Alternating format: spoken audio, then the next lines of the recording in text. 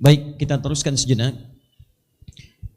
Seorang yang hendak menunaikan ibadah puasa, maka Allah Subhanahu wa taala memberikan pesan kepadanya, juga kepada setiap muslim beriman yang hendak berpuasa, agar tidak main-main dan menganggap ringan kesempatan Ramadan yang Allah berikan pada hidupnya, karena belum tentu nikmat itu akan diterima oleh setiap hamba, atau mungkin bisa berulang di kesempatan yang berikutnya. Tidak setiap orang bisa mendapatkan nikmat Ramadan, dan tidak setiap yang telah mendapatinya akan mengulangi di masa yang akan datang. Karena itu para sahabat Nabi SAW, begitu selesai kemudian mendapati Ramadan, maka banyak di antara mereka bahkan di penghujung Ramadan itu mengalirkan air matanya. Mereka menangis, berharap, ya Allah, kalau bisa jangan berhenti ya Allah, besok Ramadan lagi, lusa Ramadan lagi, pekan depan Ramadan lagi, kalau perlu setiap hari Ramadan ya Allah. Saking inginnya semua waktu itu Ramadan. Dan kita diberikan kesempatannya.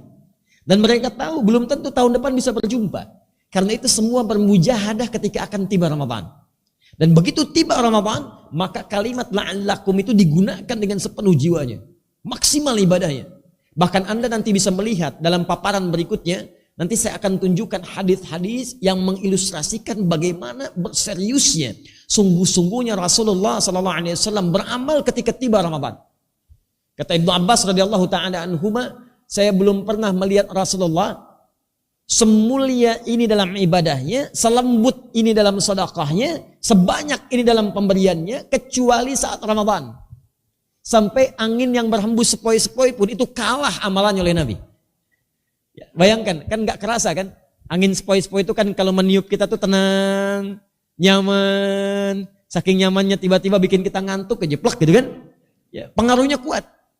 Nah itu lembutnya angin yang sepoi-sepoi itu kalah oleh lembutnya Nabi saat beraktivitas di bulan Ramadan. Lembut menghadapi orang-orang yang butuh, cepat beliau semampunya kemudian beliau berikan. Sedekahnya bertambah, ibadahnya bertambah, interaksi dengan Qur'annya dan sebagainya. Dan orang-orang yang bukan Nabi karena melihat Nabinya serius, mereka lebih serius lagi. Di gambarannya ini Nabi aja yang dijamin surga begitu serius, apalagi saya yang bukan Nabi yang belum jelas surganya.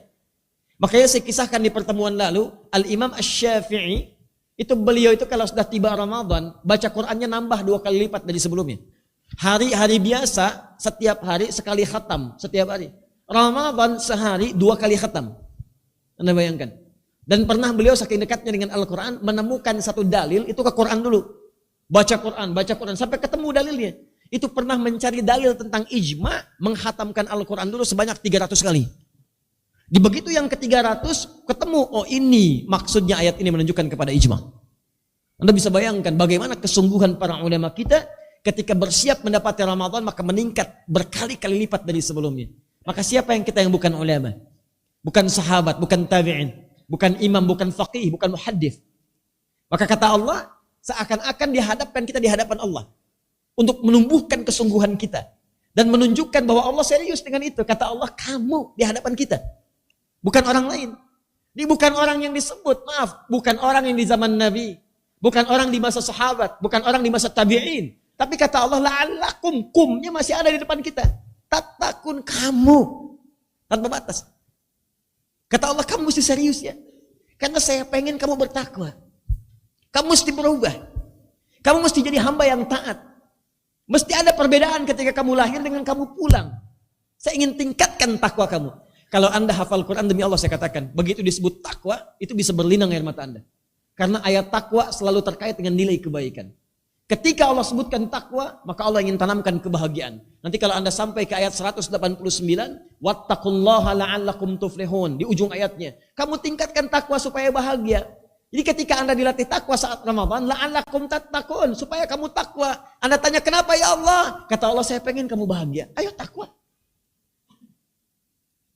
Indah. Wa may yattaqillaha yaj'al lahu makhraja wa yarzuqhu min haitsu la yahtasib. Ketika takwa meningkat kepada Allah, kata Allah, maka aku mudahkan hidupmu. Aku berikan solusi, aku limpahkan rezeki kepadamu.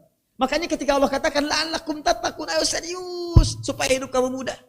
Ayo serius supaya rezeki kamu berlimpah. Ketika Anda puncaknya mengatakan takwa, Allah katakan wasari'u ila maghfiratin min rabbikum wa jannatin 'arduha as-samawati wal ardu 'iddat lil muttaqin. Saya telah siapkan saya siapkan lil muttaqin bagi orang takwa. Apa itu? Jannatin 'arduha as-samawati wal ard. Saya telah siapkan surga yang tak bernilai dunia. Batas yang enggak ada batas dunia. Saya kata Allah, saya siapkan surga luasnya seluas langit dan bumi untukmu orang takwa. Kalau kalimat ini digunakan, disambungkan dengan ayat Ramadan, tingkatkan takwa. Saya pengen nyiapkan surga untuk kamu. Saya takut kamu gak ada di surga nanti. Kalau bahasa kita. Ayo tingkatkan takwa. Saya udah siapkan kamu ya, surga seluas langit dan bumi. Jangan sampai kamu gak masuk ke situ. Ayo masuk.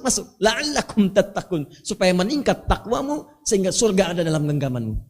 Jangan cuma dituliskan, baiti jannati. Rumahku surgaku, rumahnya ke surga, entenya enggak. Kan repot gitu.